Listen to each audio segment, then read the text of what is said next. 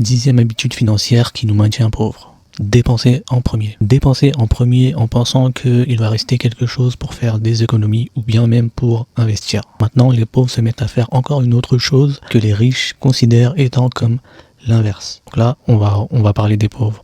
Ils reçoivent de l'argent, ils vont le dépenser et ensuite ils vont économiser ou investir le peu qui reste à la fin. Mais tu le sais probablement par ta propre expérience que à la fin, si tu te dépenses en premier, à la fin, il reste rien du tout. Faut pas se mentir. C'est d'ailleurs pour cette raison qu'en Amérique, 2 Américains sur 3 vivent chèque sur chèque. Pendant que les riches, quant à eux, lorsqu'ils reçoivent de l'argent, d'abord ils investissent ou ils envoient leur argent dans des comptes pour économiser et ensuite seulement ce qui reste, ils vont s'en servir pour dépenser, se faire plaisir. Et cela fonctionne parce qu'ils sont focus sur le fait d'augmenter leurs revenus pendant que les pauvres, ils sont dans une folie de tout dépenser. Et cette tendance à vouloir dépenser trop est également issue de la montée des réseaux sociaux. D'ailleurs, selon des statistiques, plus de 50% des personnes dépensent plus que prévu à cause de produits ou articles qu'ils ont vus sur les réseaux sociaux, mais qui n'ont pas forcément besoin, mais ils achètent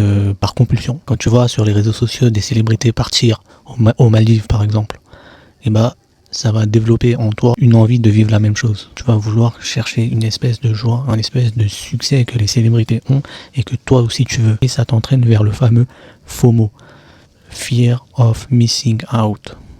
C'est ce qui veut dire en gros, c'est la peur de rater l'occasion qui se présente, la peur de rater quelque chose que tu crois que c'est là tout de suite.